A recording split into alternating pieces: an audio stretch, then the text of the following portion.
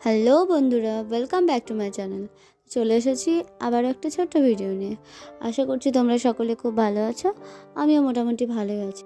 প্রায় 1 থেকে 1.5 বছর পর এই শীতের মরশুমে আবারও বেরিয়ে পড়লাম আমার একটা খুব ক্লোজ ফ্রেন্ডের বাড়িতে, এবং আমরা ডিসাইড করেছিলাম যে কাঁদির কিছু বিখ্যাত মন্দির আছে, যে মন্দিরগুলোতে আমরা পুজো দিতে যাব। এটা হচ্ছে কাঁদির একটা জাগ্রত ভোলে বাবার মন্দির।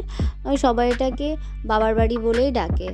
তো এখানে আমরা যখন গেলাম তখন পুজো টুজো কিছুই হচ্ছিল না, গেটটা লাগানো ছিল। তো আমরা কয়েকজনকে জিজ্ঞেস করলাম আমরা কি বাবার দর্শন পাবো না, তো বললো গেটটা একটু খুলে দাও, তখন দেখতে পাবো।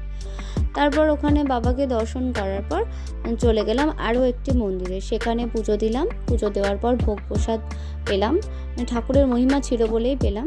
দেন তারপর ওখানে পুজো দেওয়া হয়ে গেলে তারপর চলে গেলাম সর্বমঙ্গলাপুর। এটা হচ্ছে জজান, কাঁদির জজান নামে একটি জায়গা আছে।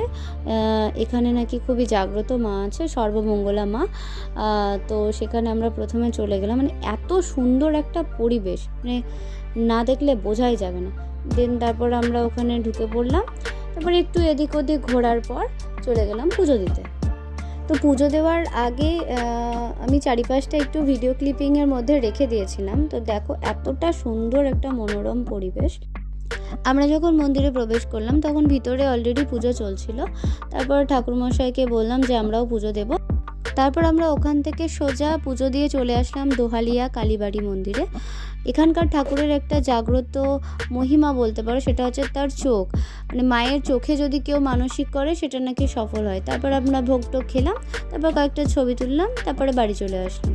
ভিডিওটা তোমাদের কেমন লাগলো অবশ্যই আমাকে কমেন্টে জানিও। টাটা।